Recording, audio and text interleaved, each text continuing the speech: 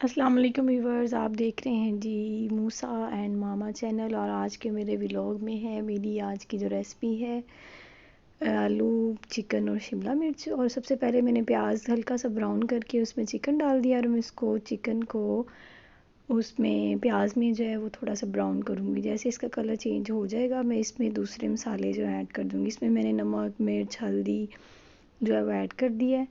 اب جی اس کو میں اچھی طرح سے مکس کروں گی۔ مکس کرنے کے بعد اس کو تھوڑی دیر اس میں بھنائی ہوگی۔ بھنائی کرنے کے بعد اس کو تھوڑی دیر پکنے کے لیے رکھ دیا جائے گا۔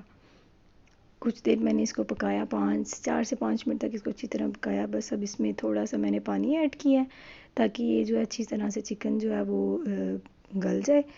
اب اس کو جی پانی جو ہے وہ تھوڑا سا ڈرائی ہو گیا ہے۔ اب میں اس میں ایڈ کر دوں گی سبزی، شملہ مرچ اور آلو، اور میں نے شملہ مرچ اور آلو اس میں ایڈ کر دیے ہیں۔ اب اس کو میں اس میں اچھی طرح سے پکاؤں گی۔ یہ جی دیکھیں میں نے ان کو مکس کر لیا۔ مکس کرنے کے بعد میں اس کو تھوڑی دیر کے لیے ہلکی سی آنچ پہ پکنے کے لیے رکھ دوں گی۔ اس میں ہلکا سا تھوڑا سا پانی ایڈ کرنا، زیادہ پانی ایڈ نہیں کرنا۔ سبزی کا اپنا ہی پانی، سبزی جو ہوتی ہے وہ اپنے ہی پانی میں پک جاتی ہے، اس لیے میں اس کو تھوڑا سا آنچ کو جو تیز کر کے اس کو ہلکی آنچ پہ بعد میں رکھ دوں گی۔